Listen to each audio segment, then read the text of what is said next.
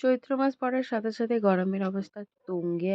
আর এই গরমেতে গ্রামে-গঞ্জের দিকে বেশিরভাগ বাড়িতেই থাকে মহোৎসব আর প্রসাদ খাওয়ার নেমন্তন্ন। তো আজও ছিল ওইরকম একটা দিন। এখানে ভাই-বোনেরা রেডি হয়েছে।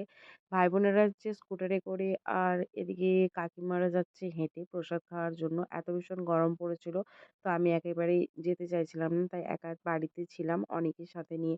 বোন রেডি হয়ে গিয়েছিল আবার টিপ পড়তে ভুলে গিয়েছে। তো আবার বাড়ি ফেরত এলো। এদিকে ছোট ভাই গিয়েছিল আগে প্রসাদ খাওয়ার জন্য। তো ওখান থেকে আমার জন্য প্রসাদটা নিয়ে এসেছে। কারণ আমি যেহেতু যাইনি। প্রসাদে হয়েছিল রাইস, পানির, ভাত, শুক্তো, মিক্সড ভেজ, কলার তরকারি। আর হ্যাঁ, এখানে কিন্তু ওই তরকারির মধ্যে মিষ্টিটা দিয়ে দিয়েছিল। কারণ কৌটোর অভাব হয়ে গিয়েছিল।